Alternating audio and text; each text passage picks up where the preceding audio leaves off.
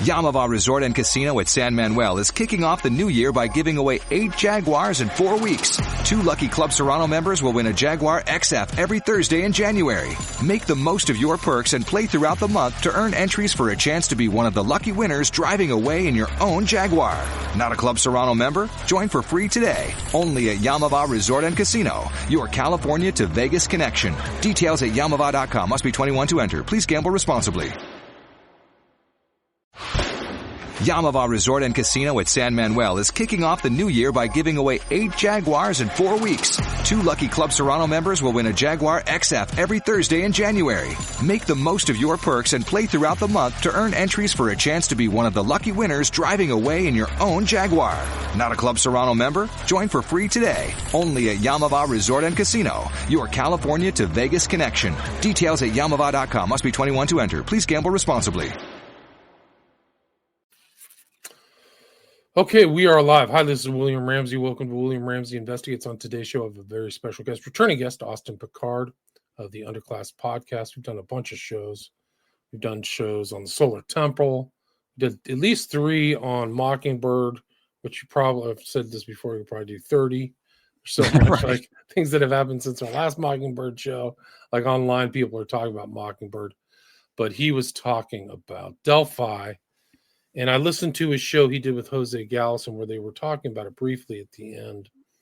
And people have been reaching out to me like, hey, you got to look into this show because there's so much that overlaps with True Detective. We talked about the Hosanna Church.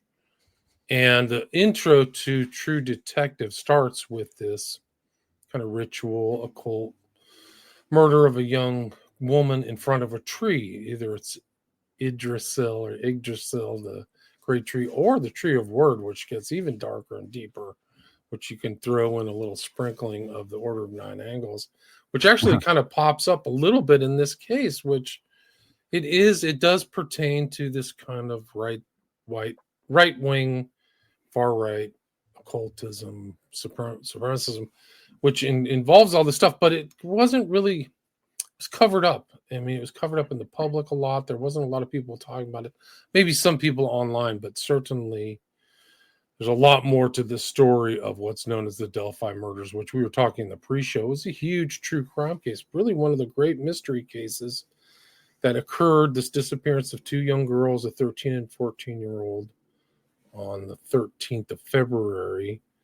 In 2017, they were found the next day. And this is a very dark topic too, so definitely some forewarning here. You don't want to be listening to this show with young kids or anything like that. But yeah, they were found the next day, and a lot of this information wasn't brought out. It wasn't known like what the condition was until recently, but we can talk more about that. So Austin Picard, welcome back to the show. And thank you so much, William. I always appreciate you having me on, of course. I should say, just to start, I'm forever grateful that you have me on and give me these opportunities. Like I've told you when you first brought me on, I've admired your work for a long time. So I was always kind of desperate for a seat at the table in a way, if only for the opportunity to kind of have these constructive and more worthwhile conversations that I felt like weren't entirely being addressed in the alternative media landscape as often as they in my mind, really should be covered much more frequently. But anyway, I'm forever grateful, William, and I appreciate you as always. But I kind of think a great place to start, if only to kind of stage the theme in a way, which is, of course, I think the area that these murders took place, which I believe to have been a ritual, in many ways, a sort of neo-pagan occult ritual that combines this sort of Nordic pantheon of gods in many ways, and has introduced this kind of this specific group who I believed were responsible for this potentially. And I don't want to get too ahead of myself, but they were called the Vinlander group and are very much in that vein of Odinism, and which is this occult ideology within this neo-pagan framework. It's very interesting, but something I was not really, I hadn't been too aware of this, and I had almost been as far as my acknowledgement of these sort of the modern existence of a lot of younger people even being read in on a lot of these neo-pagan ideological kind of foundational principles. It was something that, as I said, I was entirely unaware of, and honestly how just how overrepresented it truly seems to be in this clandestine way, right? Because it's clearly not in the I would say as I don't know, I don't think the public is very aware of this kind of framework of occult beliefs. But so I instantly thought of Delphi as far as the occult aspect of the oracle at Delphi, right? And that kind of instantly stuck out to me. And then also I'm aware of the Delphi technique, this Delphi method that was developed by the Rand Corporation, which, if you know, in all the different things that we've discussed, including like Laurel Canyon, and even you can point to like the Project for a New American Century and the PNAC New Pearl Harbor, really, you know, what became a call for a new Pearl Harbor, which was, of course, leading up to 9/11. That all kind of originated within Laurel Canyon through the Rand Corporation in many ways, so that they have this kind of clandestine hidden hand within a lot of these areas of interest that we discuss often. And so, yeah, that I'm always considering like this kind of this now at this point, the layers stand out to me, right? And I can't help but acknowledge them. So it doesn't seem like it's by accident. It very much seems by design. And so anyway, I kind of start there, if only to acknowledge that fact. And then beyond that, the way that I was kind of introduced to this was, first of all, of course, when you had introduced me to the Hosanna Church scandal, which sent me down these various rabbit holes and led me to really the Delphi murders ultimately. And that was something entirely unexpected, I will say. But it's really just been overwhelming and extremely fascinating and extraordinary story, as really on every single level. So right, and maybe we could just do an overview. I said like the date of the actual disappearance was the 13th of February, the day before Valentine's Day. Valentine's Day, thanks. So people knew, like they knew the kids were going to be out of school or kids had the day off, but it kind of gets deep. So you had these two girls, German, and what was the other girl's name? Abby. Liberty German, and Liberty. yeah. Mm-hmm. And so the two girls are out. They're at a distinctive site at this railroad trestle, right? And they're out and they're Snapchatting like young teens and stuff like that. Yeah, and I'll have to actually send you. I have one article specifically pulled up that I wanted to send you because we could potentially pull it up whenever we get to this part of the story, which involves which involves this Snapchat profile specifically, right? Which I think is worth discussing. And so here, I'll send this to you in the private chat briefly, and then I'll bring it up. And so they're known to be on social media, and the other, like these other potential perps are also on social media, Facebook and things like that, which investigators found out. But anyway, they disappeared. They're missing for almost 24 hours. They're found kind of down. The police then, put out just a little snippet from their social media of a strange looking guy that's all over the kind of, if you know the story, you know who this person is. Some guy in kind of a blue, windbreaker shirt with something on his head, a kind of a strange hat, looking down. And they release the audio that says something like "down the hill," right? And so that's all people knew. Like they wanted to identify who this person was, and it's all over social media. There's famous podcasts based on the case. That's tons so crazy. of social on, and then 5 years later, this guy Richard Allen gets arrested for it, and it's kind of like the evidence that they had the affidavit, right? So they had the probable cause affidavit, which I read, which there was like, we can get into the details, and a lot of this stuff wasn't publicized, but the girls were found. There was a bullet casing found in between the girls from a .40 caliber Yeah. bullet I'm that's very skeptical of that stuff. Well, I'm right. Me too. Which supposedly is found in between them, which is very strange in a death where the girls had their throats slit. Cut. So supposedly there was like a bullet that never fired, right? So it was chambered, like somebody chambered it and clicked it out and was found at the scene without supposedly a lot of other evidence that wasn't found, which is a whole nother aspect of this case, which boggles the mind. Like Absolutely. A huge case that was national attention, really. Almost like the West Memphis 3. Like the time of disappearance, abduction, and then death was about the same time, where they were found the kind of next day. But a lot of evidence was like bungled, right? So like the crime scene was not fully cordoned off, and the evidence wasn't taken for certain stuff. They didn't seem to know what they were dealing with.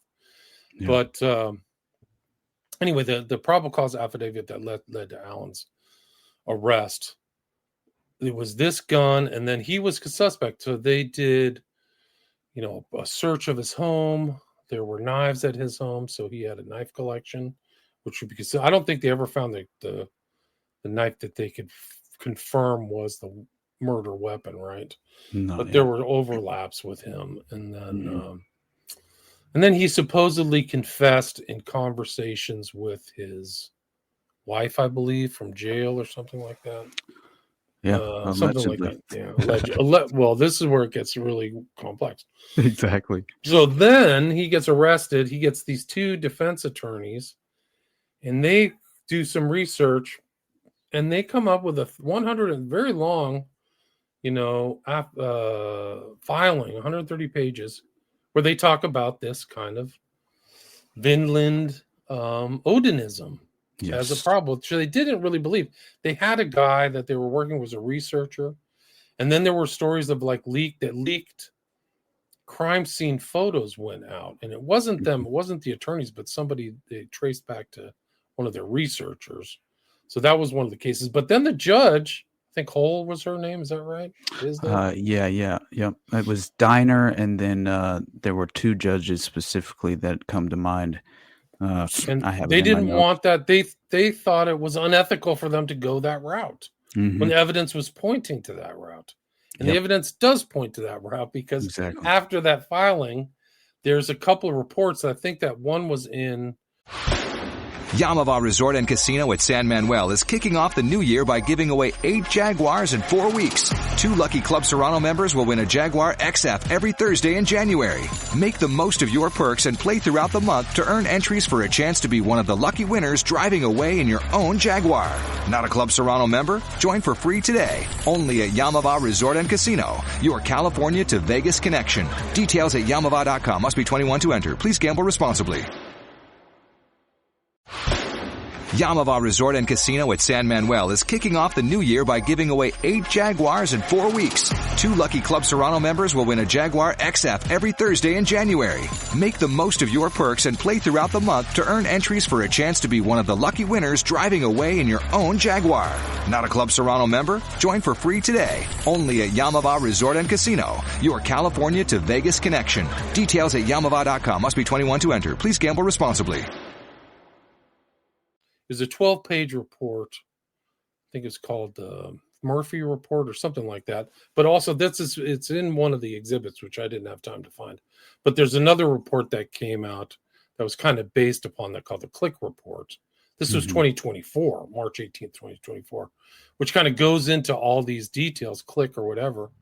But also, it goes back into 2021. One of these people who's involved in the investigation literally is in Indianapolis or something like that, and somebody tracks him down and blows him away with a gun, right? Yes, Shane Meehan was the perpetrator, and we'll get into a few of those details as well, because it's so interesting to see how it first of all played out, but then you pry into the background of this individual, Shane Meehan, that rolled up to the federal building in Indiana and lured out Detective Greg Ferenczi and executed him on the spot. He lured him out by throwing Molotov cocktails at the federal building, first of all, which is And he had an arsenal in his truck. Very interesting. And so he lures him out, executes him on the spot, gets in a firefight with other federal agents who came out after the fact. And then he is injured, but somehow or another, he winds up getting back into his truck, escaping the scene and fleeing to a nearby medical facility where he's treated for his wounds. So it's a very strange story, but you pry into his background once again, and what do you find? And this is, of course, you have to keep in context and in mind that there are deep and direct connections to the Indiana prison complex, essentially, and these prison guards being directly connected to the Odinist groups, right? Even going so far as to wear these patches that are proving their loyalty to the Odinist group and show these triangular Odinist symbols that are specific to the group itself, which once these specific, and I have the names and everything, and we'll get into it again, but once these specific prison guards, it was discovered that the attorneys were very much aware of, because they had been visiting, of course, Richard Allen, they were very much aware of these prison guards wearing this Odinist loyal patch, right? Right, which you can see here if you're watching this on Rockfin or Rumble or X, which is we're streaming to X. You can see this symbol, right? This triangle within the triangle. In Odin we trust. This is in their filings. It's really unbelievable. But so this weird overlap. So Ferenc gets killed on July 7th, 2021. And it goes all the way to the top. Like Christopher Wray gives him an FBI special agent badge for his, service and dying in the line of service. But it's go ahead. Meanwhile, the federal investigators are removed from the Delphi case, which is just extraordinary timing in itself, right? The fact that directly after the death of Greg Ferenczi, who's, one of the lead investigators on the Odinist task force, including Todd Click as well, who would not remain silent once this occurred. Of course, around this exact same time, the feds are removed from the case. So that really initially raised red flags for me, of course. My eyebrows went up, and there are too many strange synchronicities here that are undeniable at this point for us to imagine the fact that the defense would be barred from even bringing forward any of the exculpatory evidence which provided the credible case of Odinism signatures at the crime scene to begin with, let alone the direct names of the individual perpetrators who were allegedly involved and witnesses who were either married to the individuals at the time or even their sister, which is just amazing reading through the statements that they made to authorities during that time, because they clearly believed and seemed to have plenty of evidence to prove out this fact that these individuals within the Vinlander group were responsible for these ritual killings in Delphi at the Monon High Bridge Trail. And it convinced me, I'll be honest, right? It's something that I try and remain objective as often as possible, but going through a lot of this, it was very difficult to not become, convinced in many different ways. So, of course, I'll try and leave it up to the audience to make up their own minds and discern for themselves. But it's very difficult not to come away from this case and the details alone. Right. And even they were surprised. This guy Click is surprised when he heard that Allen was arrested. He's like, what happened to all our other research? Like he is saying, why is this guy arrested? Because this one, they did so much research, Murphy, Ferenc, and Click, on this other group, networked group that left all kinds of tracers or social media things before the events of February 13th, 2017. And they had all these guys together with the Vinland t-shirts and all the stuff. This is a direct quote. I mean, we can mention their names. People can find these names out. Right. But these were people under investigation who said, I located a photograph with approximately 5 individuals wearing Vinlander t-shirts. Identified so-and-so, A, B, as well as a gentleman standing in between the two that I immediately recognized to be so-and-so, an individual from Rushville, Indiana, right? So this connection to another city. Right. People had been arrested numerous times from the Rushville Police Department, so I was very familiar with them. And it's just like there's all these pictures and other connecting evidence with these same things. And like people had pictures of sticks and this whole weird thing. Yeah. Oh yeah. And the two that specifically, stuck with me as far as resonated with me in regard to the perpetrators, I believe to their stories individually. The evidence is too just extraordinary. And that was, I believe, Elvis Fields and Brad Holder were two, and I'm sorry, I named them specifically in my episode. So, but I honestly, these are publicly known names. These are not things that we're revealing for the first time. I'm just saying that they were under suspicion. Absolutely. And strange stuff. They said motive for their involvement in the murders might be the concept of blood in, blood out, which means social acceptance into their secret circles.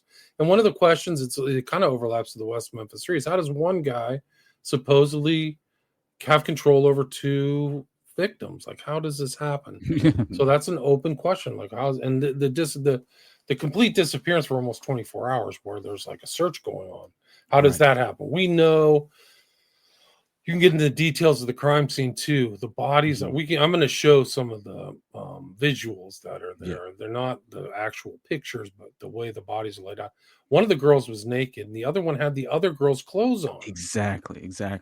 Yeah, it was so clearly a staged crime scene. And, and beyond that, as we will show, it's very clear that through the staging of the crime scene, this was undeniably an occult ritual, the way that it was staged, let alone the preposition of one of the girls, right? And the crown of antlers that were clearly designed to, specifically for this purpose, and had even used an electric saw, which was proven to have, it clearly implicated, predetermined sort of a. Anyway, it's interesting because even the FBI's behavioral analysis unit, which I find very interesting, determined that the individuals responsible for the homicides were involved in Nordic beliefs. And that Brad Holder individual I mentioned, his son Logan happened to be dating Libby. Wow, right. So like direct connections, yeah. Absolutely, man. And so again, my first the way that I kind of approached this case to begin with was the strange synchronicities to the original victim that you had pulled up from True Detective, right? Because I found it so interesting that it was this sort of true to life representation of this just extraordinarily unique circumstance at this fictional crime scene that was almost duplicated in more ways than one in a sort of copycat imitation crime. And that's what it feels like in Delphi, Indiana. So, and of course, like we said, February 13th, their bodies are found on Valentine's Day. And in that first episode of True Detective, the initial victim's body was found in the sugarcane field. Her corpse had been staged against a tree as if in prayer, with her head crowned with deer antlers, and her body surrounded by twig lattice works, of course, closely resembling these Cajun bird traps. And so the disturbing and cryptic triangular crooked spiral symbol carved into the back of the murder victim happens to be the exact symbol used by pedophiles to indicate their preference in little boys. And of course, I instantly think of Pizzagate. Right. My first instinctual reaction is to think of the connection there due to Besta Pizza. But Austin, this has already been disproven. They've debunked it. I mean, my bad, William. Yeah, I'm sorry. I mean, do you know that guy? After my accident, people warned me to slow down. I said, I don't know how. At VA, we're using technology to help veterans recover faster and live their lives to the fullest. Help us redefine the future of veteran healthcare. Explore opportunities at vacareers.va.gov. Wow. What's up? I just bought and financed a car through Carvana in minutes. You? The person who agonized 4 weeks over whether to paint your walls eggshell or off-white bought and financed a car in minutes? They made it easy. Transparent terms, customizable down and monthly. Didn't even have to do any paperwork. Wow. Mm-hmm. Hey, have you checked out that spreadsheet I sent you for our dinner options? Finance your car with Carvana and experience total control. Financing subject to credit approval. The Welch guy who did the shot at Pizzagate is the Hawk Tua girl's cousin or brother or something like that. No Have you heard way. that? No way. I did not know his this. name is Welch. Her name is Welch. Yeah, Edgar Madison Welch. They're relatives. You know, he was just shot and killed in a routine traffic stop, allegedly, this past week. And I looked into that. They're cleaning it up, man. It seems like a loose end. Yeah, it really does, especially when you consider his father and the connections to Forever Young Productions. Edgar Madison Welch had an IMDb page. Wow. Yes. Wow. And I think Pizzagate, it wasn't debunked. It was way worse than even people knew at the time. 100%. I entirely worse. Yeah, because I only read those Instagram kind of posts, but they didn't know there were parties there that had Kamala Harris's sister there. Somebody a hair's breadth from another stolen election, almost like her sister was heavily involved. She's on there with Hunter Biden. I saw you post that. Yeah, no, like nobody knew it at the time. I didn't know. I didn't know her sister. Like, I mean. And some of those videos of her and her sister together, Kamala, and I forgot what her sister's name is, Maya. Right. They're That's unbelievable. So crazy, man. No, these are all coincidences, William. Yeah, right. As we're meant to believe, right? No, this is a scary case. This one, Delphi, because there's clearly, in my opinion, my take is there's something going on, even within the judiciary and the law enforcement. Like there's something really uncomfortable, and they need to go back and look. What it reminded me also of was the Arliss Perry case. Oh, yeah. Strangely, some of the laying down of these, and when I was reading the case, I was reading it when the laying down of these branches, there was that opposite, almost like the compass and the ruler of masonry, like they were making this triangular form, which was Arliss Perry, right, on a very important date too. So maybe this is like they chose, like this had to be done on Valentine's Day as a real profane kind of thing. Which is that's the way some of these occultists think. They're thinking in the context of like degrading Christian ideas. Like Valentine's Day is really a Christian holiday, right? Oh yeah, Saint Valentine and all that stuff. So and Arliss Perry. For people who don't know, there's other weird, strange murders that happened around her at that same time. So I was wondering, did you come across any other kind of weird, other than the Ferencz death and these deaths? Something tells me these are experienced criminals. Oh, like that's how they got away with it for 5 years, and maybe still got away with it today.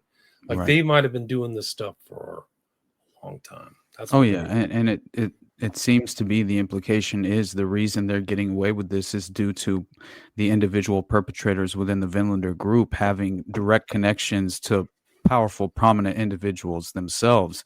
And that was the direct implication made within the memorandum itself, which I found, worthwhile and acknowledging. But wasn't the girlfriend or saying you got to be careful of this guy? He has powerful friends, right? Exactly. Yeah. Yeah. And he even told his wife at the time, he said, I can't protect you if you keep asking questions. Right. I can only protect you so much. And that was what he told her. So he had many people backing him up and powerful friends. He was very nervous while telling her these things and was whispering like he was fearful someone else would hear him. Like this is like there's some kind of network or something. Stay away from him. He had killed a lot of people, and it didn't matter if they were innocent or not. My God. Yeah, so they're scared of each other. Like this is like a mob, environment. Like you don't talk about this guy because that stuff. Yeah, this case is really incredible. So true. Yeah, what I found interesting was that basically Richard Allen had witnessed the girls at the trail, at the Monenhigh Bridge Trail. He had gone back home to his mother's house. I think at the time, due to her illness or her state of health, he and his wife were both living with her at that time. And so he had gone back to the house, said he was essentially, he had said he was, I believe, watching the stock ticker while he was there, just kind of walking the trail, stopped a couple times. Then he went back to look for the car. And, totally normal, right? Just like Just happened to be there on the day of like one of the most horrific murders in American history. Exactly. He said he went there to look at the fish, right? Yeah.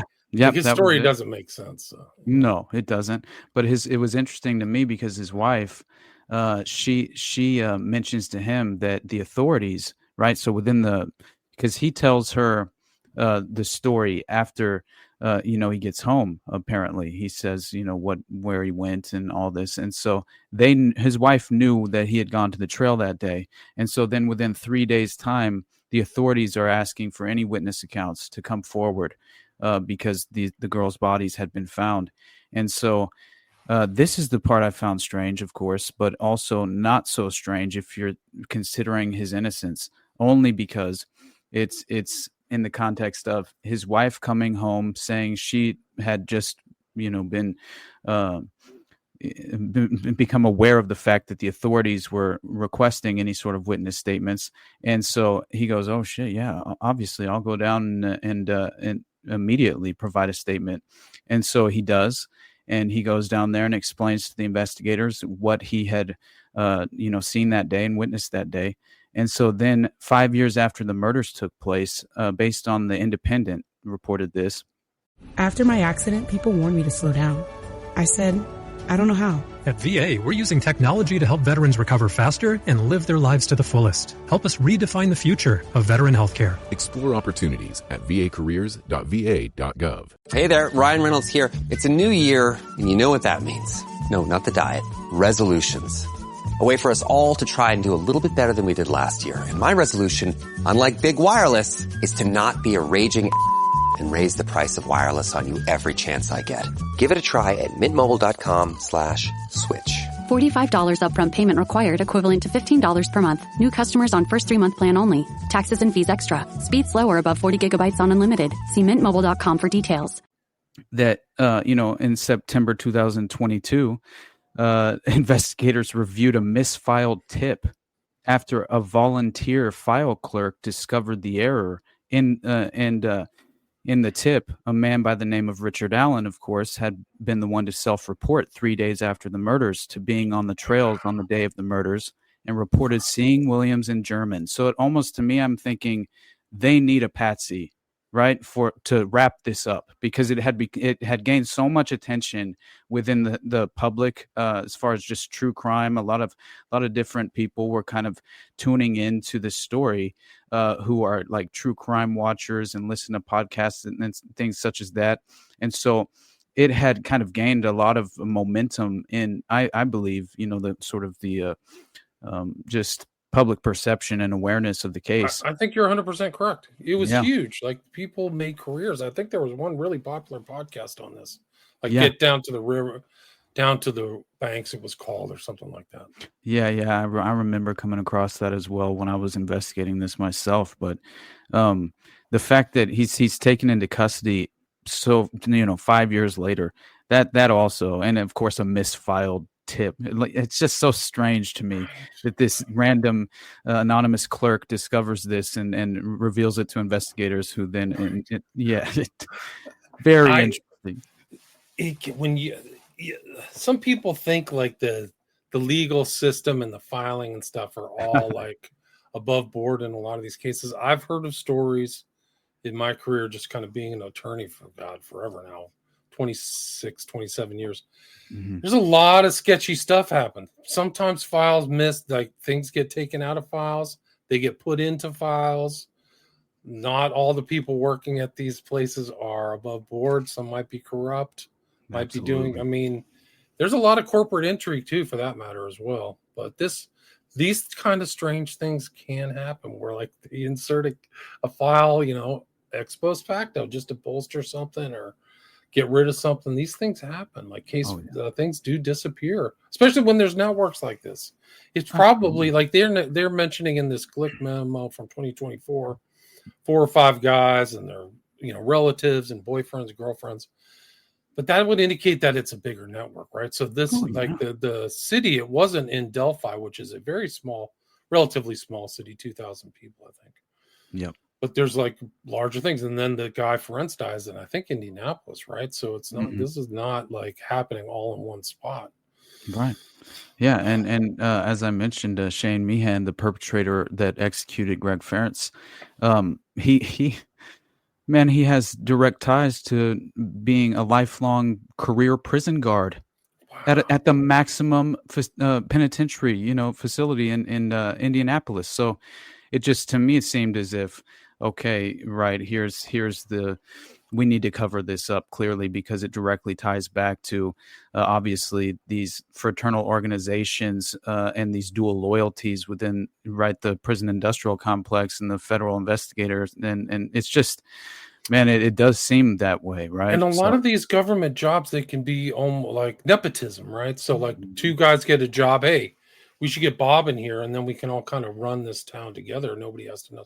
I've seen it happen in the corporate world, actually, where guys in finance departments, in contractual agreements, where they would move from company to company and keep an internal set that some external people may not know they were friends, but they would kind of run their own little internal fiefdoms. And so this happens in the public sector too, not just the 100%. private sector. So a lot of these, and you just like you said, these fraternal organizations and these other groups are very tight. Unions are very tight too. Absolutely. But so this Vinlanders are in there, and it's interesting too because I posted on my social media this symbol I've seen this kind of like right-wing symbol that has kind of an occult background, and it's showing up in strange places. But I saw this cop with a tattoo, Josh Homme of the Queens of the Stone Age, and then it showed up in the symbol behind one of these guys with kind of a military background. So it just like, this is a kind of a right-wing kind of what the left would call it white supremacist, I would say. Right. It's like a white ethnic type of thing that they wear. And this is kind of consistent with what we saw on those bandages or whatever, these that sign on these little the patches. Patches. Thank you. I can't remember. But yeah, so it's crazy. It's a crazy story. 100%. And it was Judge Francis Gohl. That was the name of the judge, I believe, as well. And then Judge Diner was the other judge involved here that I specifically, I think is worth mentioning. But I think it was November 29th, 2022, when Judge Francis Gohl issued the order to unseal the probable cause affidavit that led to Allen's arrest. And it was according to this redacted document that the video footage recovered from German's phone, which of course I think it was stated to have been at least 48 seconds long, and what was revealed to the public was only like 3 seconds or something, right? Mm-hmm. And so this video footage recovered from her phone, Liberty German's phone, showed one of the victims mentioning gun, right? So, and then as a man wearing the dark jacket and jeans approached them, this is when the down the hill order was heard, which was the thing that really went public. And so this is when the investigators claimed to believe that Allen was the man seen in the video. And once we get to the point where I can mention Keegan Klein, or Kagan Klein, I'm not sure how to pronounce his name. I think it's Kagan, but he's behind the Anthony Schott Snapchat profile account, which I think provided potentially he was a procurer of young girls, I think, honestly, and for a potential network where it could be for various reasons, because you consider the enterprise, right? That's my mind. It never ceases at just the abuse. It always tends to involve either child pornography, and even snuff films could be involved, right? And so my mind instinctually goes there, only due to the fact that she was accessing her Snapchat profile the very moment in time that they're abducted, right? And so at least moments before.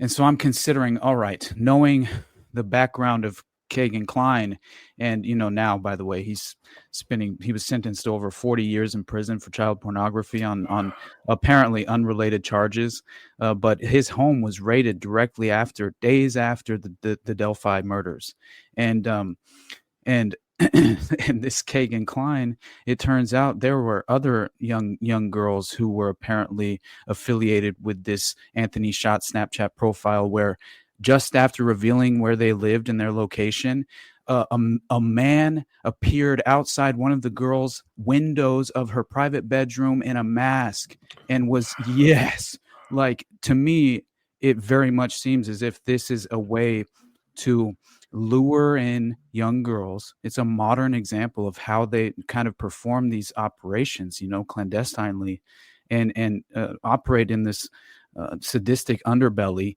So it makes a lot of sense to me that perhaps this individual, Kagan Klein, maybe this is so compartmentalized in the operation that he's just one of the individuals they utilize within the network to procure the children, right?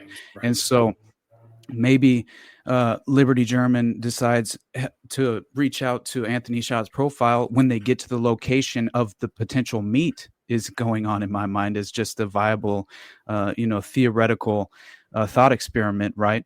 Is just potentially she was saying, hey, we're here, when she accessed her Snapchat. That it would show up on your friend's Snapchat, right? Absolutely. So you don't even have to text them. They just absolutely shows Joe is here. He's right, which makes sense. It's very consistent with the 764 type of behavior that BX has studied. I did a little bit because it's associated with the ONA, but they did the same things, fake accounts, and then also kind of luring in, hey, I'm just a fun-loving guy, or I'm 17, or exactly. Use a picture of a young male model. Yeah, looked like a Justin Bieber type. That's what this. Right, so a 14-year-old girl's a cute, young guy, a little older than me. Perfect. Exactly. Claiming to be wealthy, showing all of these exotic cars. And you look at a picture of this Kagan Klein. It actually was that article that I sent you. You can pull it up if you want, but we don't have to. But I just got sidetracked. Oh, no, you're good. But it's so interesting because you look at just a picture of him, and it's one of those individuals that it's almost like the Jimmy Savile effect, right? Where you're like, of course that guy was involved with these sadistic... Oh, geez, that's him. Yeah, wow. That's what I'm saying. It's just ridiculous. Yeah, that's almost like the prototype of the guy you would think was they just sent in some guy in the UK I saw today for 764. He looked like this. Hey there, Ryan Reynolds here. It's a new year, and you know what that means. No, not the diet. Resolutions. A way for us all to try and do a little bit better than we did last year. And my resolution, unlike big wireless, is to not be a raging and raise the price of wireless on you every chance I get. Give it a try at mintmobile.com/switch. $45 upfront payment required, equivalent to $15 per month. New customers on first 3-month plan only. Taxes and fees extra. Speed slower above 40 gigabytes on unlimited. See mintmobile.com for details. This episode is brought to you by Allianz Travel Insurance.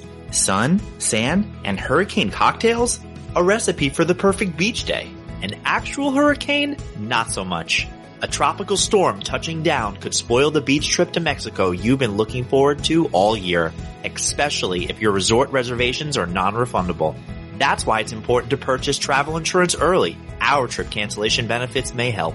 Get a quote at AllianzTravelInsurance.com. Kind of sits in front of the computer all day, doesn't get a lot of exercise types. Wow.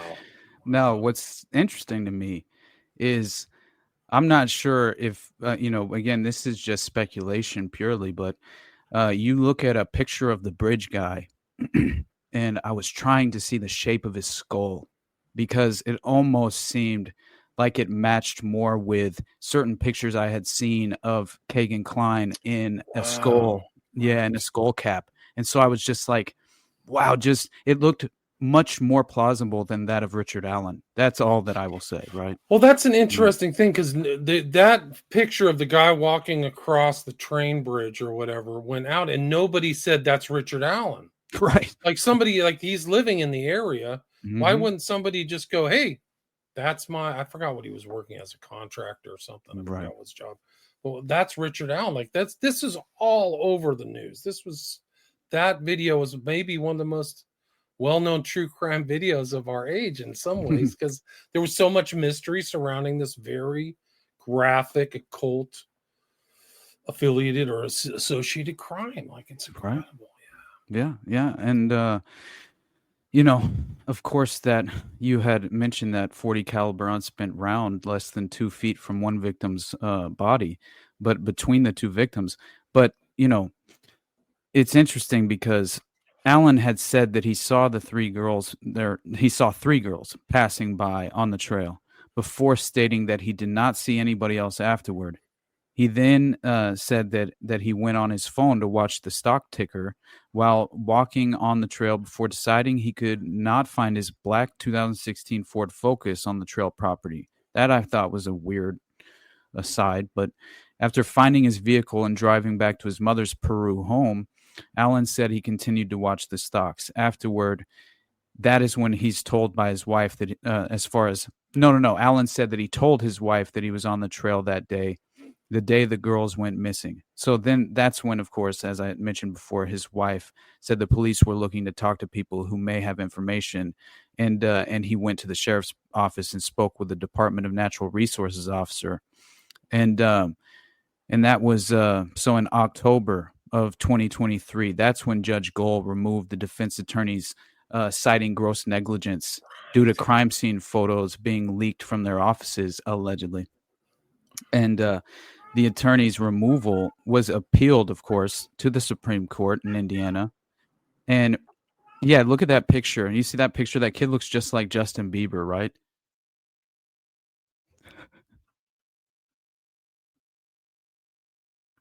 Can you hear me, William? I can't hear you. My cat's making noise in the background. Sorry, okay, so I muted it. But yeah, no, he does. He doesn't look anything like the perp, and it's a catfishing thing for young teenage girls. Like this is the 100%. Teenage girl hook or whatever. Absolutely, yeah. And ski mask. Yeah. This is all. When you look at the overview of this whole case, like network is what comes to mind for me. Like it's like 100% network. This is, and they've been doing stuff in the past too, like all of my like sensibilities. Like there's something else they've done, other crimes. Like it gets dark. Like you can do CSAM is the new term for cheese pizza, right? Which goes back to Pizzagate. That was where I learned these terms. Really, a lot of these terms, and walnut sauce, and even what's the other term? The other term for somebody who likes kids was a map, right? Like I didn't know map until Pizzagate. Like I didn't know that term. I'd heard pedophile, but there's like I got a map. That was one of the Podesta things too. Right? Exactly. This was all in the framework of the Podesta emails being leaked. I remember during the Pizzagate, because that's what you're exactly right. That's exactly how I was, kind of. Raised my awareness to this as well, because I had no idea that there was this coded language that was being utilized by these. Well, of course, it would function like that. You would have to imagine after, with hindsight, of course. But yeah, hot dog equaling little boy, pizza equaling little girl, or no, just girl. Handkerchief, which I forgot what that means. But they like correlated all the symbols with the FBI symbols. Oh yeah. And then they even in the emails they had those three kids like. The Lovato sisters will be in the hot tub. Or like, what the hell is that? Yeah. Like, they're it's advertising for this stuff. Like, whoa. Right.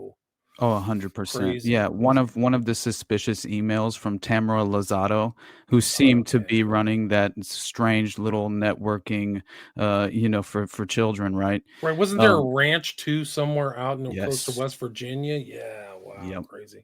And then I think the guy who was actively involved in trying to debunk it publicly was a Democratic operative who then got busted with like 6 gigabytes of cheese pizza, child porn, CSAM, whatever they call it now. I think CSAM is kind of the going word, but going term or acronym. But the Pizzagate was not debunked. Sorry guys, it's way worse than you thought. It was just a real. I think that they had to put the clamp down on it. Yeah. Just probably like this case too, like something from like weird things happen in these cases, whether it's the Franklin cover-up or the Finders or the Atlanta child killings. Like weird things will happen in these investigations. We're like, okay, we got the guy and we're done. Alan's done. Move on. Hands. Let's move on to the next one or something. Like this Delphi case is way super disturbing. 100%. Like I bet these were targeted.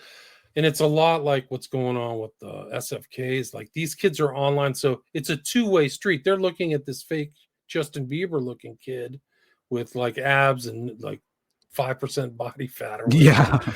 But there's somebody's looking at them, right? Yeah. So they're like, that's what I think is happening in the SFK. So these guys are on these male apps like Grindr or Plenty of Fish. I can't remember the other male apps, but they're on there. They're thinking they're going to meet somebody like that. There's probably a picture of the optimal gay dude. Exactly. But that guy's a fake or a network. Just like that. This kind of what I think is going on here. This is my opinion. Yeah. A network. And so, but somebody's looking at them. So the guy like Joey LaBute, that was the first case that I did out of Columbus, Ohio, fairly close to this, Indiana. He was on Grindr. That was his last thing. So somebody's looking at him and they're like, absolutely, that's my target right there. Yeah. I think they've kind of evolved and sophisticated their procurement methods, right? And it makes all the sense in the world. Why would they not utilize just sort of every facet available to them? You know, I mean, it makes, again, you look at things like North Fox Island. And I was thinking that in my brain. I was 100%. Right. And Dean Coral, and that one guy, the Pegasus Group, and all that stuff. Yeah, and the Spartacus International involved with the Elm Guest House, which just directly implicates prominent politicians and prominent private sector individuals in the UK. Once again, sharing all the same strange synchronicities to Kinkora. You know, that's all you have to point to, and you can see perfectly witness the Anglo-Irish vice ring in action, and Lord Mountbatten and the Jimmy Savile network. I mean, these things have become the king, undeniable. man. King Charles is right there, baby. Whoa, that's disturbing. Like that's really sick. Like his mentor was Mountbatten, and when the IRA blew up Mountbatten off the coast of Ireland. Yeah. There were like 3 teenage boys on the boat with him. Oh my God. Something like that. So Mountbatten had a penchant for young boys. Yeah, he was like David Ferry. That was his target, was the teen boys type stuff. Oh yeah. Apparently there was like prostitution, things like that on Malta. So he would go to Malta. Like I did. Oh yeah. I'm looking forward to it. We should have you on again. Let's do that Knights of Malta thing. You know, I would love to have that conversation. There's a lot there. It's very important, especially with this Trump thing happening in 4 days. Like they're all on his. If you remember, Kellyanne Conway was like his lawyer. The new girl at the time or something. I think she was kind of like a legal advisor without portfolio, something like that. But she was always on TV, like disputing for him. The new one, Alina Habas, her dad is like the comptroller for the American part of the Knights of Malta. He's literally in like rituals and stuff like that. And this is like goes back to the Crusades, 11th century. That's fascinating. The Order of St. John, like they literally like John the Baptist. Like these guys are carrying on that tradition. I'll have to send you an old newspaper article I found from 1989 that was talking about Robert Maxwell and having this very exclusive gathering on the Lady Ghislaine, his yacht, and that the primary attendee was Donald Trump. And it was so strange because it's worthwhile. I'll send it to you after this because, again, it's like I've been kind of attempting to trace the connections between the Maxwells and kind of also, you know, the power brokers standing tall behind Trump in this very moment, because I just can't help myself but always remain skeptical of anyone's rise to prominence. Always considering like what are the special interest groups, you know, behind this to sort of only to remain sort of, hopefully I can kind of know what to expect when it comes to the upcoming. This is Maxwell, the Outsider. I've got a total book on him, but also Cohn. Like Trump's mentor was Roy Cohn, right? Yep. Total blackmail guy, gay. You know, Kinkora again. He sexually abused Richard Kerr. You look into that story. It's one of the most fascinating things of all time because it very much implicates Trump as far as, you know, at least, you know, when Roy Cohn and Roger Stone they were compromising people through sexual blackmail. I mean, that was the name of the game, and Trump still is, man, still yeah, is. exactly. And so I feel like if anyone is perfectly aware of the techniques involved and how you kind of exploit that and leverage your way into these powerful places and positions, I think that is truly at this moment in Washington, D.C. seems to be, the ultimate currency, right? And it's hard to deny that, D.C. operates in deception and deals in blackmail. You know what I mean? And all the way back, dude. All of we talked earlier about the Omaha network. Yeah. And was it the Madam or whatever? Yeah. I mean, there's so many, and they all end up dead. Greg Spence ends up dead in a hotel room. Yeah. Yeah. So it's always been. I think that time. I think so. I think that and you have to see Maxwell and his daughter and Epstein is probably some of the greatest spies of all time, honestly. Yeah. Yeah. I think Robert Maxwell is for what he was fighting for, which was Israel as a Zionist. I mean, there's a picture. This episode is brought to you by Allianz Travel Insurance. Your flight to Florida was delayed, so you missed the cruise. Our trip cancellation benefits may help. Learn more at AllianzTravelInsurance.com. Keep your Chrysler, Dodge, Jeep, Ram, and Fiat vehicles running strong with B-Pro Auto Parts. Available at your local Mopar Express lane. Ask for B-Pro Auto. B-Pro Auto Parts. There's a video of him. Like he was born in like the Jewish area, but also this Eastern European where they're fighting right now. Mm-hmm. But his family, I think, would have been born. His real name is Abraham Laszlo. Like he went really? He has a very Hebrew name, but interesting. He was born where so much of the killing fields were like there. I mean, the Jews were all killed along that line. It used to be the Pale of Settlement, 6 million. Yeah. He had a lot of different identities, didn't he? He did. He was a very clever guy. Mm-hmm. I'm really amazed. I mean, he had a lot of support. There's people like MI. He had the support of MI6. He had the support of the Mossad, obviously. But there a time where there was a time, I think, wasn't there, where there were rumors circulating that he was also compromised by Russian intelligence, and he was like more than even just a double agent. He was a almost quadruple agent. Yeah, exactly. But he for his publishing entree, which is interesting, called Pergamum Press, because that's the seat where Satan lives. Is Pergamum in the Old Testament. That's from the book of Revelation. And the Temple of Pergamum was taken down and transported, I think, to either Berlin or London. Like they used to take all the artifacts and ship them off to like the centers of power. Right. This is old as the hills. This is thousands of years of history. They used to take it to Rome. But anyway, Hitler at, I think in Nuremberg, fashioned his like speeches based on the Temple of Pergamum. Oh my God. It's in the background. So when he's giving those speeches, he's giving speeches at the place where Satan sits. And people call the guy a Christian. It's a total joke.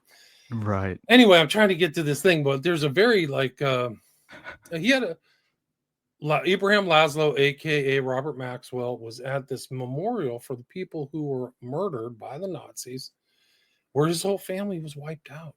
Like he really was a survivor, and he was crying like it's a terrible event. So he was trying to find a place where his people could be safe. And so it's still happening today. That's what's happening in, 2025. That's what's going on in Israel's people. Like all these Jews know somebody who died, who was murdered back east, if not really close relatives, their grandparents or something like that. They all are like that. So you have to kind of see these things in context. So I think the blackmail things is really and Netanyahu's run the best, or his cohorts of the intel people. Right. Some of the best compromising stuff. I mean, it's incredible. Oh, yes. Yeah. And I think Robert Maxwell was so deeply embedded within running, kind of weapons trafficking with Adnan Khashoggi and all those different individuals, right? Where it's like, I remember when Jamal Khashoggi was executed and assassinated or whatever by wasn't it Mohammed bin Salman or got him a day after. I mean, a whole year to the day after. I think the shootings in Las Vegas. Oh, I knew you were gonna say it. Yeah, oh, I mean, man. I think that's Colin's research, but like it's a symbol. Like, hey guys, you tried to waste me. Here we go. This, I mean, they probably have inside information why he had to go, right, and get the treatment he did. But he got the worst treatment ever. Like they literally cut him up into little pieces. Right. Yeah, but in no way is it coincidental that it was a Khashoggi and with their direct ties to so many different clandestine operations. It just made no question. And he was the Khashoggi, not the Adnan, but the one who was killed. Jamal, I think. Jamal was very much as a kind of anti Salman bin Laden or Salman bin Mohammed. MBS, thank you. Yeah. He was very much anti that, so he was that part of the thing. And that's a really vicious war, and there's a lot of money. Especially considering the whole Vegas connection with the Saudi purge and all the strange, it's not covered. It's not covered enough in the U.S. Like, no, you get little glimmers of this, but the battle for who's gonna run the Kingdom of Saud is vicious and really competitive, and there's a lot at stake. And it's not in the billions, guys. It's in the trillions. There are trillions of dollars at stake in the Kingdom of Saud. So very few things. I mean, well, maybe the contest to try to topple Russia's on the same level, right? But I think that's potentially why there were so many that it seems as if there were teams of shooters and also a potential even because there were I think it was in the Hooters. I'm trying to remember now, but whenever I covered Vegas, I remember that there were, because Al-Walid bin al-Talal was heavily involved as well in Vegas at that time, and I think that there was this kind of what seems to have been this vying for power taking place between MBS and certain other members of the royal family.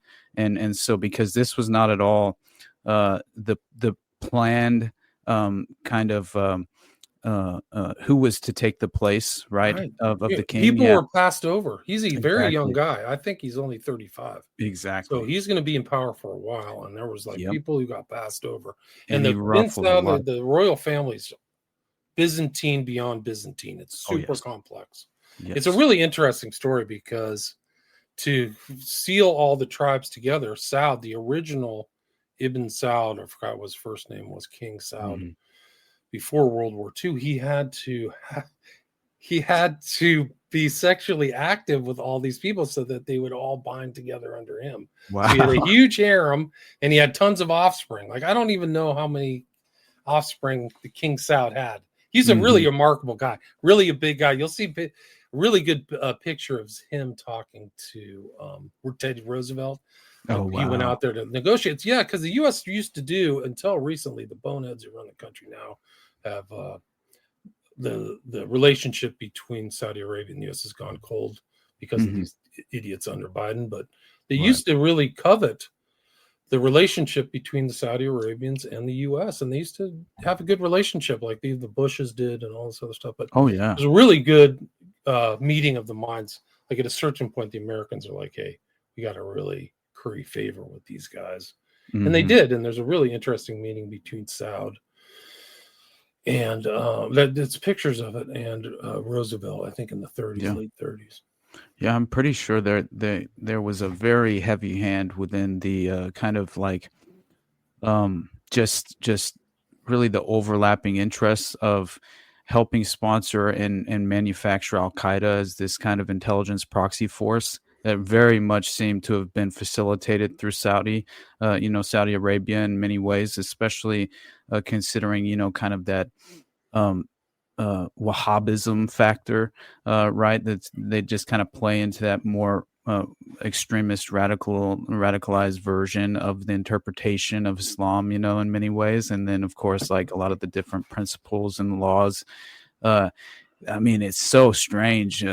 Saudi Arabia, just the kingdom itself, and the different, like, I mean, I think they still execute individuals for witchcraft, I believe, don't they? Yep. Yeah, they still cut your head off. Yeah. Mm-hmm. Yeah. And treason and all that. Well, they're the keepers of the holy cities, Mecca and Medina, so they have a kind of a privileged thing. Mm-hmm. But the Bin Ladens, that's like where the Bin Ladens made their money. The dad of Osama bin Laden was a huge kind of architect for the Saudi royal family, so that's how they kind of like had all their cash. So they're a mix of kind of like, at least the elites at the top are very westernized, but also the what they give out to the public at the front is like they're the most loyal to the principles of Islam. But exactly. There's a lot of yachting and strange trades and all kinds of. It's laughable.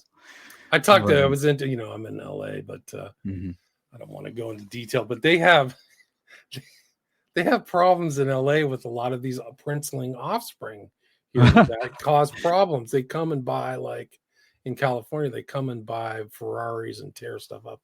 And there's a guy from Saudi Arabia at the consulate who's kind of, a lot of his job is making sure these guys stay out of trouble or get out of jail when they screw up and stuff like that. Yeah. Because they just act like they are privileged kids. I mean, there's no question. Right. Tons of money. That's hilarious.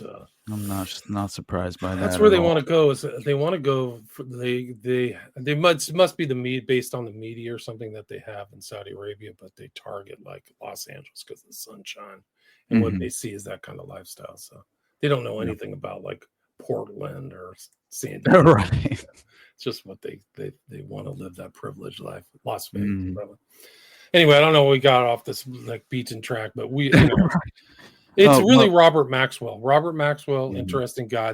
So this may tie all the way back into this. There might be something going on really dark with these two deaths, like a network, like something really absolutely big. And that's why I mentioned this Anthony Shots Snapchat profile, only due to the fact that I think that it's not by any accident that he sort of crops up within the framework of the Delphi case, and then of course it was, I think, December 6th, 2021, when Indiana State Police investigating the Delphi murders, they asked for help from anyone who had contact with the Anthony Shots account profile.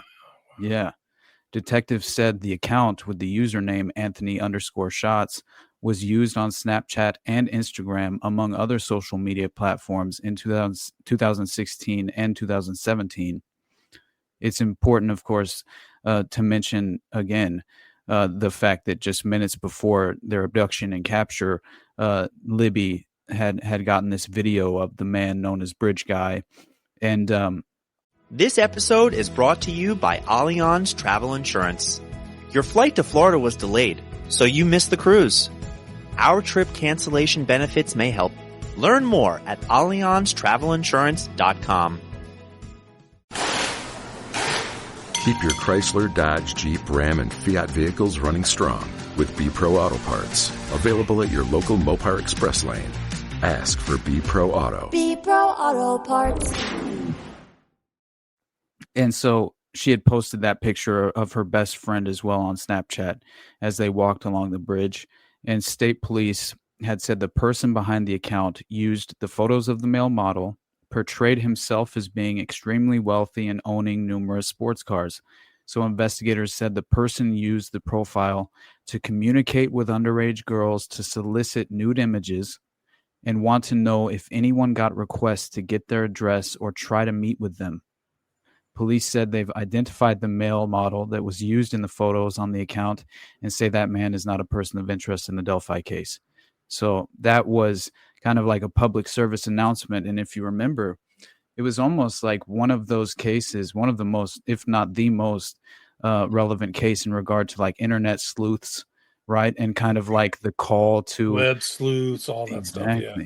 Yeah, and kind of the call by the authorities involved in the investigation to call this hotline number or whatever it was, and this is the line that you would, of course, tip line, right? And so, but what as you tumble down this Delphi rabbit hole, if we're going to provide real, I think, the credibility that's necessary for this narrative in regard to Odinism being involved in the crime. Of course, it's based on these court documents indicating that a memorandum submitted to the court by Richard Allen's attorneys in September 2023 that the then 50-year-old local man maintained his innocence of the 2017 killings, and he instead claimed that the murders were carried out by a pagan cult hijacked by white nationalists. Members of pagan Norse religion called Odinism, hijacked by white nationalists, ritualistically sacrificed Abigail Williams and Liberty German, allegedly, according to his attorneys in the documents. So Allen's attorney said that the possible Odinism signatures were left behind by the killers at the crime scene, with the victims' bodies staged by trees with branches and sticks laid across their bodies in the shape of these pagan symbols. The murders of Libby and Abby had never, of course, publicly been linked to Odinism before the defense made those claims, but according to Allen's attorneys, law enforcement officials were exploring the cult's possible involvement as early on in the investigation as February 2018. So they were almost instantly, considering the Odinist connections. But not public, right? So it didn't come out in 20. This is the remarkable 130-page document. Mm-hmm. Like they're going through and like laying down the runes and the whole history of Odin and the power of these runes. The runes have meaning. So it's almost like runic stuff. Like the Nazis were into runes as well.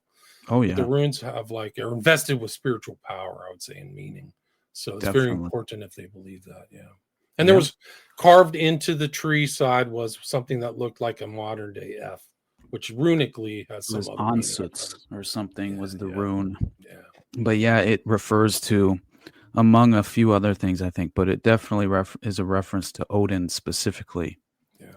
And it was the woman had to have been a lot of blood, and there wasn't, my understanding, there wasn't much at the scene. So the bodies had to have been killed somewhere else and placed there. That's very dark. And they didn't catch some of the other, like according to what I was reading today, I could be wrong, but there was other DNA evidence of an unknown male on the girl who was naked. So they never found that. Like that would have been your tie to the who did it. Right. So how could you, especially in the modern day, like that's the CSI effect. You go for the DNA. They didn't even do that. So that's even more suspicious. It's so crazy. No doubt. And it's very important that you just mentioned that, honestly, because there were clear and obvious ties to these individuals, as far as one of them being Elvis Fields, who I'd mentioned before. And you just, bringing up the DNA evidence on one of the girls' bodies. Well, that should raise anyone's eyebrows, because the evidence known to law enforcement demonstrated a clear nexus between Brad Holder and at least 4 of the other suspects: Elvis Fields from Rushville, Patrick Westfall from Delphi, Johnny Messer from Rushville, and Rod Abrams from Rushville, now living in Connorsville, according to the memorandum. And so the Unified Command, they had been aware that Elvis Fields confessed to his sister that he, Elvis, was involved in the murders, even providing to his sister's intimate crime scene details, of which only those present at the crime scene would have familiarity at the time. Keep your Chrysler, Dodge, Jeep, Ram, and Fiat vehicles running strong with B-Pro Auto Parts. Available at your local Mopar Express lane. Ask for B-Pro Auto. B-Pro Auto Parts. And additionally, Elvis Fields told his sister Mary on February 14th, 2017, the day the girls' bodies were found, that he had been present at the killings, and that he, Elvis, now had a brother and was now part of a gang. In February 2018, Elvis had been questioned by law enforcement but denied involvement in the murders.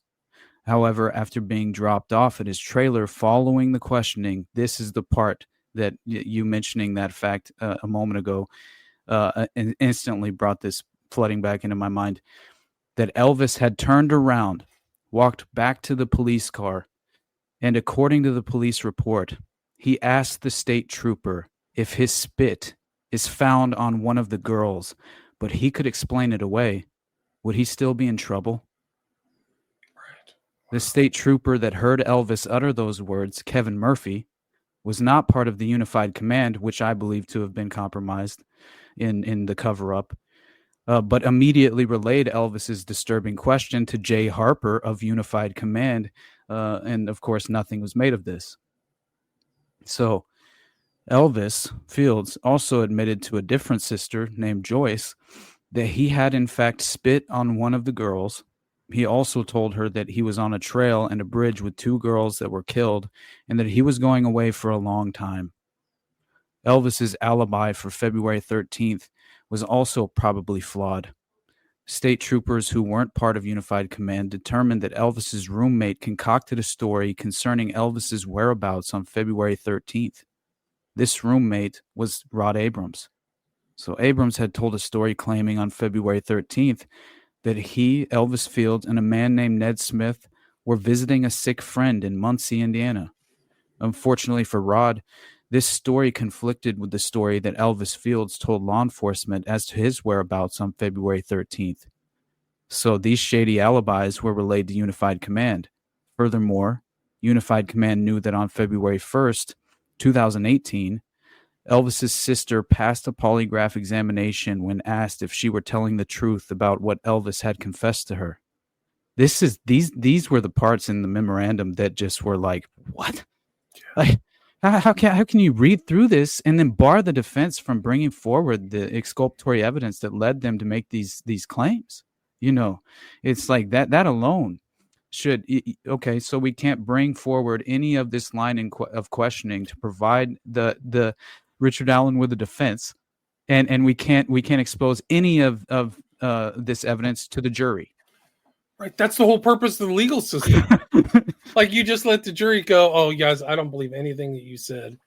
Whatever. That's what you do. That's these weird, like, judges now. The same thing happened to Jones in Austin. They didn't let him even have a defense. Exactly. Like, that's not a court case. This is a show trial. Yeah, it's a show trial. Come on. Exactly, man. And then for them to the way that they did and in the fashion they did in the sentencing hearing with Richard Allen, man, they were just berating him, the authorities in the court, just telling him what a sadistic monster he was. And at this point, he's just rolling his eyes and shaking his head. That's what was expressed in the various articles explaining what had happened within the sentencing hearing. And then you witness the fact that, of course, I think I told you privately that the prosecution had convinced the judge that none of the autopsy photographs and none of the photographs of the crime scene would ever be revealed to the public. So they barred them from public, exposure, and then continued to berate the defense for ever allowing them to see the light of day in the first place.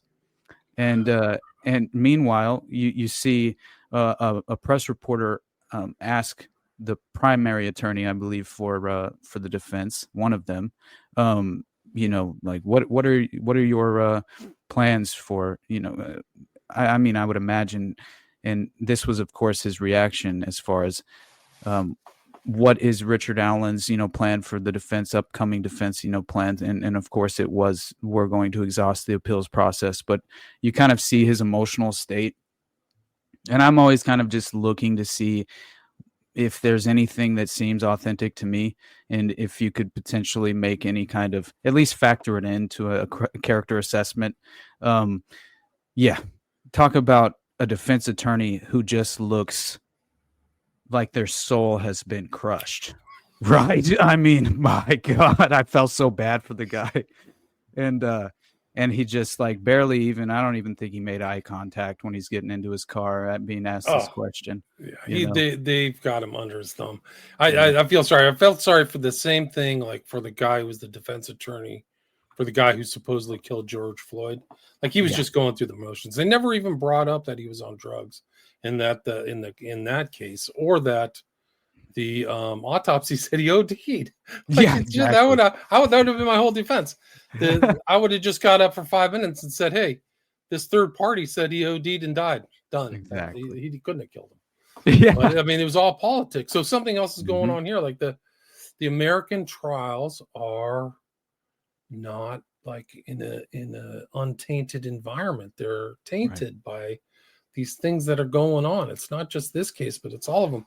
And there's really, Alan is not a big guy. He's like 5'4". So he's got control of these two girls. Like something is going on. And one of the interesting aspects with just kind of doing a cursory reading of this memorandum you mentioned from 23 is they have like how many points is this? Is how he couldn't have done it. 92 different points of how somebody acting alone couldn't have done it. And something happened on the day. Like there was also elements from the environment on the days of the crime. Like there was flooding in that river, right? So the river went up and to get to that part, there was some element that they would have had to have crossed water. Is that right? Did you ever remember something like that from a case? Oh yeah. It all falls apart within the context of the excruciating details of this case, and again, it goes to show why, you had Todd Click, the investigator on the task force, just begging the question, how, with all of this evidence we've put together through the task force, through the exculpatory evidence put together by the defense, but then just what was provided by the investigators within the task force, he's saying it makes no sense whatsoever to even imagine that Richard Allen and not some other potential perpetrator were responsible for these murders. And again, it's just, how many different things can we point to besides, right? Like one of the member, Johnny Messer, right, that I had mentioned, his ex-girlfriend, Taylor Hornaday, she's telling the police that Johnny Messer and Patrick Westfall were like brothers. And she said that he had allowed Johnny to borrow her car on or around Valentine's Day, 2017, and that Johnny drove her car up there to hang with his Vinlander friends. When he returned her vehicle, it had dried blood over one side of it. Johnny Messer refused to discuss the details of how the blood got there. Johnny Messer's ex-girlfriend further stated that it took her several car washes to finally remove the blood. And meanwhile, Messer has claimed that he had never, not once in his life, been to Delphi, home of his brother, Patrick Westfall, and near the home of his other Odinite brother, Brad Holder, whose son, Logan, again, was dating Abby, right? Was dating Libby. I'm sorry, Libby. But yeah, so again, Vinlander is, of course, this word that's apparently interchangeable with those that practice Odinism. And the state trooper Roland Purdy had stated in his deposition that all members of Vinlanders are also Odinists. And that was, I guess, on the Purdy deposition, page 140, lines 1 through 25. He states all of the facts in regard to the Vinlanders. And so basically the Vinlanders are just this what they claim to be this white supremacist group consisting of Odinists. Brad Holder, Patrick Westfall, and Johnny Messer were all affiliated with the Vinlander group. And Taylor Hornaday, the ex-girlfriend of Johnny Messer, also confirmed that all Vinlanders were all Odinists, and that Johnny Messer, Brad Holder, and Patrick Westfall were all also members of the Vinlander. So a well-known group. So they're probably, you have these guys that are probably 5 or 6 hanging out together, but there's an even bigger group, however much you want to give the ADL any credence or things. They're saying online that the Vinlander Social Club is a hardcore racist skinhead gang, is a breakaway faction of the Hammerskins who's active in Indiana. Like that's like literally what it says from their website. Larger hardcore racist gang, strongest bases of support in Indiana and Arizona. Wow. Like that's from Wikipedia. That's amazing. Nice names. Eric the Butcher Fairburn. Yeah. like that's a nice name. But yeah, that's so amazing. These are yes, so one of the apparently Johnny Messer, his phone calls had been being listened into and recorded by his ex-girlfriend. And that and police secured the calls, I guess, the phone, and listened to 3 of these phone calls involving Johnny Messer. And in 2 of those phone calls, Messer was offering money to other people to find someone so they can be injured or killed. Keep your Chrysler, Dodge, Jeep, Ram, and Fiat vehicles running strong with B-Pro Auto Parts. Available at your local Mopar Express lane. Ask for B-Pro Auto. B-Pro Auto Parts. So, yeah, he's procuring victims, of course. And then the 3rd call involves Messer bragging about holding a subject hostage and shooting them at his own home. I mean, yeah. And then according to the defense, of course, they claim that the Unified Command said nothing to see here, essentially, regarding Johnny Messer, and issued no search warrants for his home, nor did they attempt to utilize an age-old investigative tool referred to as an interrogation. You can tell the attitude in the memorandum in certain spots. It's so very obvious that they've had about enough of this, especially considering the prosecution's attempted, withholding of all exculpatory evidence, which that alone should be, I think, very eye-opening, to say the least, right? Like, talk about, intervening in the justice system and the process. It's like there's no other way to clearly point that out as being a fact. But when you deal with this was one of the most damning aspects of the case to me, just as far as the evidence showing his pretrial incarceration at Westville Correctional Facility. Richard Allen was being monitored, intimidated, and mentally abused by correctional officers who are also members of the Odinite cult, as we mentioned before. 2 of those correctional officers were even named, Sergeant Robinson and Sergeant Jones. And those Westville Corrections officers were boldly wearing the patches we had mentioned before on their Department of Corrections uniforms that proclaimed "In Odin We Trust," along with another patch displaying the symbols of Odinism, which were the interlocking triangles we showed earlier. And both of those Odinite correctional officers, Robinson and Jones, they also displayed images of runes and or other Odinite symbols on their Facebook pages. So it's exactly like with Brad Holder, who was posting on his Facebook page basically a mirror image of the crime scene where bodies were positioned, and none of it had been publicly available clearly. So this was obviously some sort of, implication of his clear understanding of what had happened at this crime scene that was so nearby. And I find that to be just, very difficult to embrace that as just a coincidence, because again, he's posting along with other members Easter eggs right on his profile on Facebook. So not only was this Odinite Brad Holder and his son dating Abby, but Brad Holder's social media posts were taunting the very police that refused to fully investigate him. And so the defense believes that the court would be shocked at the number of clues or Easter eggs, both before and after the murders, that Holder openly posted on his Facebook page that pointed the finger to his involvement in those very murders. And what it's and crazy. Holder looks like the guy. They have pictures of him online. He looks like the guy with the cap crop. Doesn't he? Yeah, more than Allen does. Yeah, I believe. There's pictures of him with a cap of that style too, which is strange. Very much Like, so. whoa! I think if you showed that to your jury, they'd go, "That's almost like this guy's wearing the same cap." It's unbelievable from his social media. 100%. I don't want to show it because he's right. not a. Well, he's a person of interest, but you can find it online because I found it. I'm like, right. This is the guy. This is the guy crossing the train trestle. Like that's what I would say. I'd say immediately. Like I mean, that's what I think Todd Click was trying to say when he had that letter drafted by attorneys to attempt to expose that fact to the judge, who I believe inevitably must be compromised. Something's going on. It's the same facial hair too.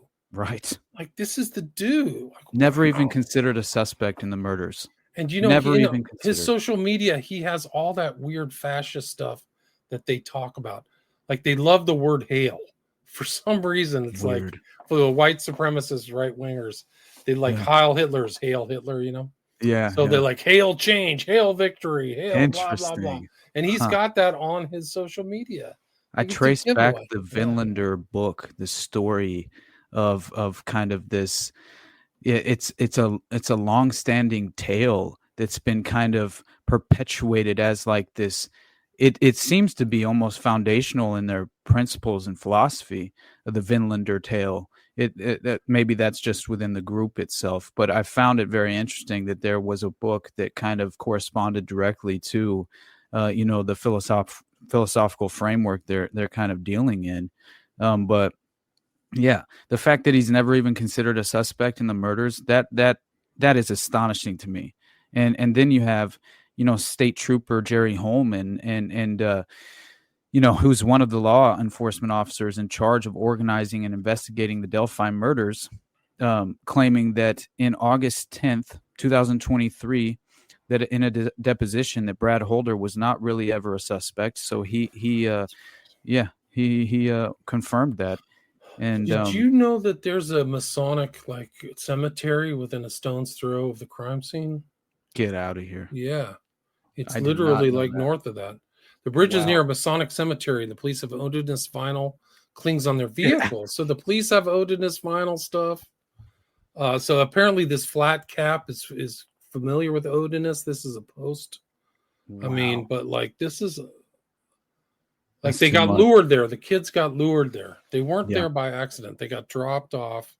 And so, I don't know with the intent of this happening, but it's so suspicious.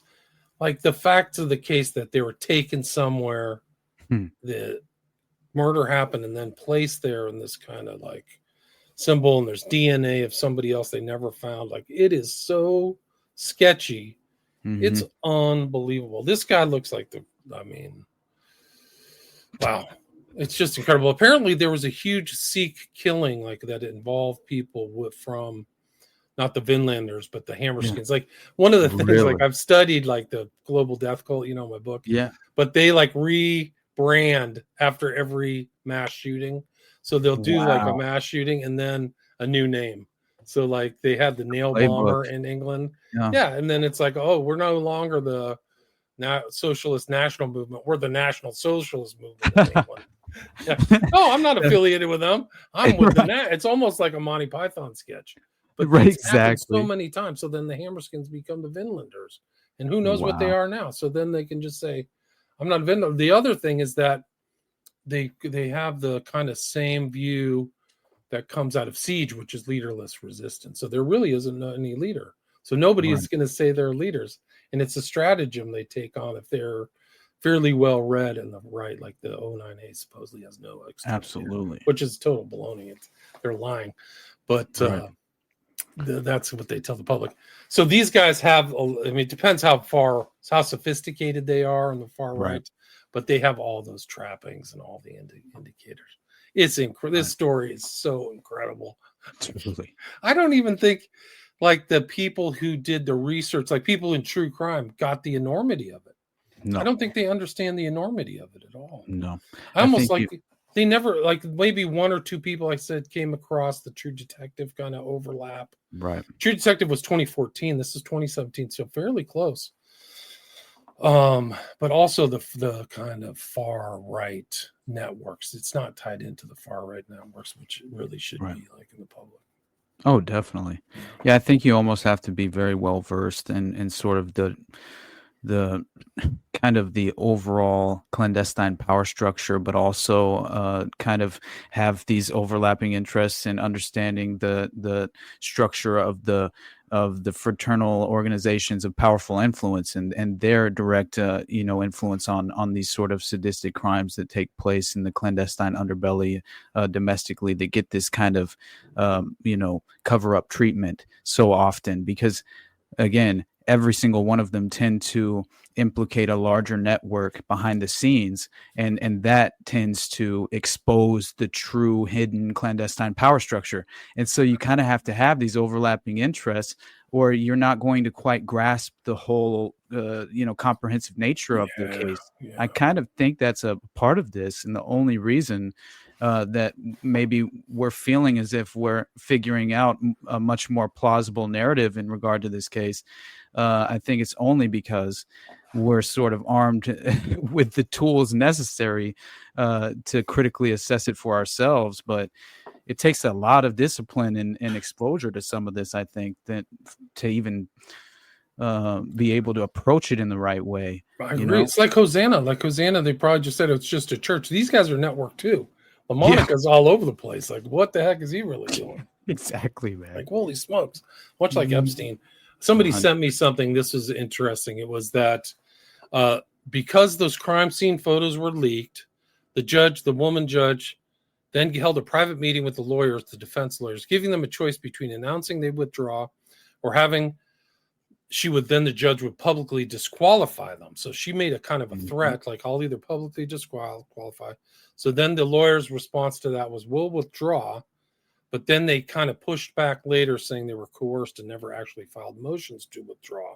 So there was a dispute and so much in litigation, well, criminal and civil, there's always a paper record of everything, whether you come onto the case, leave the case. You really have to make like blizzard of paper just to leave a trail of exactly what you're doing, what's going on. So that wasn't there. Then the defense tried to sign on as pro bono attorneys. These two characters, Trotsy and things. And the interesting thing is, like, they were publicly excoriated for this response or whatever they call it, this filing that they had. Yeah. But they were never, which is one thing, which is never good, this memorandum. But they were never, to my knowledge, they went through some kind of professional conduct hearing, which is really telling. So it's kind of like a play you can do, like, hey, you're such a bum. But it really is when the rubber hits the road is when the state bar or somebody comes after you and actually censures you or imposes fines or disbars you. Like if you keep file like lies to the court and they catch you, it's a serious offense. Like you can lose your law license. You definitely then they'll come after you too. So yeah, that makes a lot of sense. Yeah. Hey, do you mind if I go to the bathroom and we can finish up a couple of extra notes? It'll only take me a moment. Yeah, go. Okay, I'll be right back. I'll promote. I have a few other things we definitely should good. Okay, I'll be right back. We're on the way to wrapping it up. So that's Austin Picard, Underclass Podcast. You can check it out. We've done three shows on Operation Mockingbird. We did a show. One of my most listened to shows was Solar Temple. A lot of people in the English-speaking world don't know much about the Solar Temple. It's a Francophile, international, really, southern France, southeastern France, and then Montreal area. It's with these interesting characters, with a tie into Grace Kelly, which is a real mind-blower because her whole death was odd. Car crash, where the car ends up on property owned by somebody from the Solar Temple who were involved in all kinds of hijinks and criminality and dark behavior and things like that. So check out those, Austin Picard, and check out his stuff. He's on with Jose Gallison. I just listened to their show. That's what's the name of his show? I can't even remember right now. But you can look up Jose Gallison on his. And this is an incredible case. It really is. Like Delphi is really something else. I don't think they caught the perps. Alan doesn't. I mean, it had to. I think there's a pretty good argument that it's more than one person. So, let's wrap it up, Austin. Why don't you just finish out? I kind of told people where they can find your stuff. Awesome. Let them know what you're working on, what you've worked on recently, and what's happening in the future too. Thank you so much, William, as always. And by the way, thank you for tipping me off to that Masonic cemetery. I'm going to check that out instantly. Let me see if I can find that map. That is extraordinary to me. But yeah, again, we could talk about this for so long. I have so much more.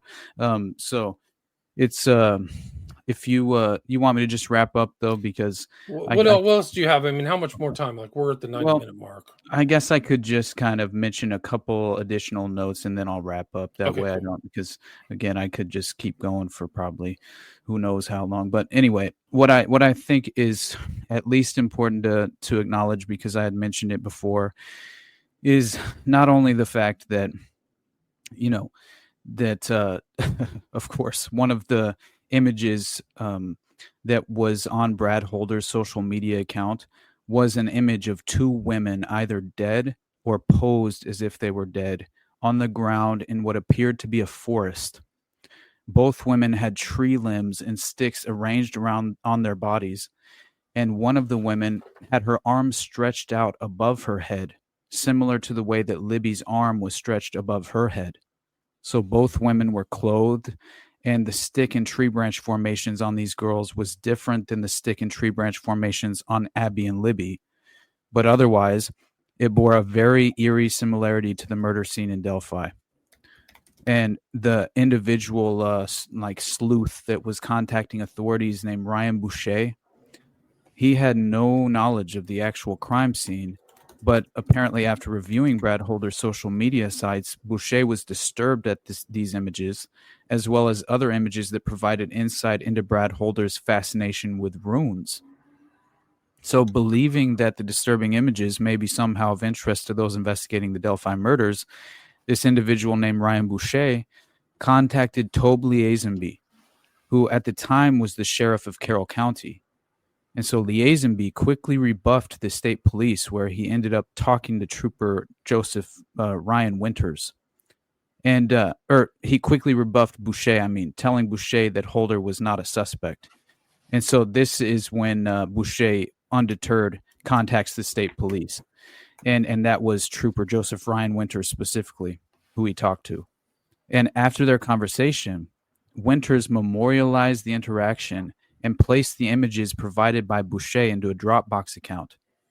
Now, after creating the report, Winters then discusses his findings face-to-face with Jerry Holman of Unified Command, who continues to consistently come up in the context of the buck stops with Jerry Holman at Unified Command, where nothing tends to come into fruition in regard to these clear, extraordinary pieces of evidence that should create, at the very least, an avenue of investigation that, of course, was not at all.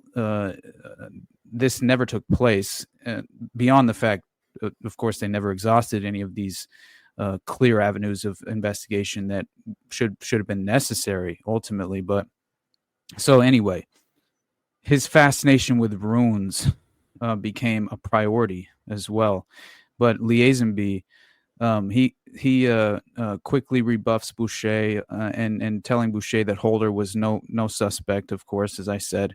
So after creating the report, Winters then discussed his findings face-to-face with none other than Jerry Holman, who I continued to mention. And so in his reports, Winters requested law enforcement to re-interview Brad Holder. The defense does not believe Unified Command ever followed up on Winters' request. That instantly, with all the connections that Brad Holder has to this individual case, including his son Logan dating Libby, that alone should create some sort of reason as to him, reasoning behind him potentially being a suspect, at the very least worth interrogating or having a conversation with, even if it is in a more casual manner. But still, very much seems as if this is perfectly in line with sharing all the strange signatures of a federal cover-up in many ways. So before I get too carried away, I'll finish with essentially these points here. But so the defense, of course, they did not believe Unified Command ever followed up, and it seems as if they did not. And so it should be noted that the disturbing images found by Boucher in Georgia and placed in the Dropbox by the Winters were not and were never provided to the defense, which is very interesting to me. And in his recent deposition, especially considering, as you said and had mentioned, the strange fact of the judge attempting to remove the defense, and then it clearly kind of blowing up into, I believe it even had gone to the Supreme Court as far as some certain claims were being made in the Indiana Supreme Court in regard to their removal, which then reinserted them in the case somehow. That was the process. I'm trying to remember the exact details, but the process was it inevitably went all the way up to the Indiana Supreme Court, who then reinstated them on the case somehow. Is that how you came across it when you were looking into it? I don't remember. I didn't come across the Supreme Court information. Okay, I need to go back and look at that. I can't claim to be an expert on the Delphi case. I mean, there's somebody will send me an email and tell me all the information I missed, because there are people who've dedicated years to this case. Oh, right. Absolutely. They knew all the potential perps and investigations. I have people, though. It's very interesting to me, and I think maybe the relevancy of it, how current this all is, potentially plays into the reason why I've had people questioning my understanding and interpretation of the Odinist signatures. And I think it's maybe some sort of way, and of course, no one's been providing any sort of evidence to the contrary, right? Or any sort of explanation as to why they would and if this has only been a couple of people, but still, I find it interesting, especially when talking about things that are relevant and current, that you kind of find these anonymous individuals in the alternative media landscape propping up, trying to denounce these lines of investigation. And I think that it's either maybe potentially you have disinformation operatives running around trying to cast clouds of doubt at all times, right? So you always have to consider that as a possibility. But also you have to consider that clearly there are members of these Odinist cult organizations that, that might want to kind of also derail your potential, just kind of your approach and considering the credibility of these Odinist connections. That would be very consistent with cult behavior. Absolutely. Yeah. Very so much. The last thing no way, Jose Gallison. I can't believe I forgot that. Exactly. Anyway, hey, Jose, welcome. I'm glad you're listening. So. Oh, is he here? What's up, brother? He made a statement. Yeah. I love you, Jose. We need to do a show on the Dutro. I found out you did 8 parts on Dutro, so we have to. Oh my God! I'll send him an email, and then you and I, Austin, have to continue our Mockingbird. I would love episodes. to. I found so much more on that. By the way, I found like this wealth of resources in regard to modern Mockingbird, as far as like a liaison office being set up with the CIA to essentially run roughshod over Hollywood, and it's extraordinary what we've allowed our government. It's the state. Like, I don't even know if it's that deep anymore. I've made this comment in past shows. Like, the state's just like running over everything. Like, wow. Truly. Let us be free. We're just strangling our liberties, man. It's off the charts. It's very simple. You don't have to overthink it because it's everywhere you look. But Right. yeah. Anyway, let's wrap it up, man. Cool.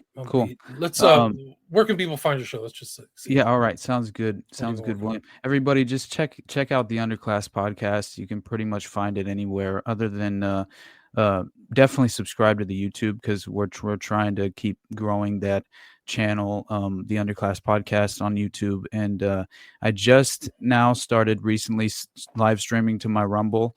I'll have to inevitably get my full archive available on Rumble as well. But for now, try and subscribe there if you don't want to subscribe to the YouTube, or subscribe to both, honestly, if you can. But otherwise, support me on Patreon and Buzzsprout. Go Jose and I, Jose Gallison from No Way Jose, and Tower Gang and all the rest. Already Dead, of course, which he and I typically we do Already Dead on 9:30. It's 9:30 p.m. Eastern time on Tuesdays, more often than not. And considering the guest, and occasionally we might have to reschedule it, but that's typically when we do it. And for the first 45 minutes is sort of just kind of, shooting the bull with the guest or with each other on what exactly has kind of happened over the course of the week, or what we've been diving down as far as the rabbit holes, recent rabbit holes are concerned and stuff. And then the rest of the show, we kind of engage with the audience, allow for call-ins, have the patrons give them a link to the StreamYard where they can be talking heads alongside us and stuff. And then we've also been just shameless plugs. I'm sorry, I've been so bad about plugging my stuff that I think it's at least important to, because I continue to forget all the different things that we've been doing. But we've been doing the morning dump is what we've been calling it. But it's basically Jose and I just on days where he can't do a live stream in the morning. then I'll do the live stream, or maybe we both kind of do it and just combine our powers as we typically do on Tuesdays. But still, it's kind of fun because it's a different, more casual format. We're kind of drinking our coffee and just going over whatever is recently in the news, and kind of having our own sort of alternative framework to, the perspective. But yeah, it's been a good time, and also allows for more kind of audience interaction, which has been really fun. But also, I think we might try and interview more people occasionally on a one-on-one sort of basis. I might try and implement that more often as well, just for networking purposes alone. But also, it could give me the opportunity to kind of do like an underclass interview with, let's say, if we just wanted to talk about, you and I specifically, some strange, topic, like even the Knights of Malta, like you were just, mentioning before. If we don't end up doing that on Already Dead, who knows, right? It'd still be an opportunity to do it at some time, some sort of interview style format where we just kind of have a conversation and expose people to alternative narratives. But anyway, William, that's pretty much it, brother. Awesome. And, well, thanks for coming on. Great information. Another informative, edifying look into a crazy case of some people ignore some of these facts. They're there. It's really crazy. And it's a shame that people didn't want to look into it. But this is like true detective level type stuff. So people go check out Austin Picard Underclass Podcast. I'll put a link to his show, his shows, and then people can check that out. We had over 250 listeners on X. So Thank you all for listening, and on Rumble as well. And until next time, guys, thanks a lot for listening. I really appreciate it. I'm really grateful for all the listens in the new year, and wish you all the best for a new year as well. So thanks so much.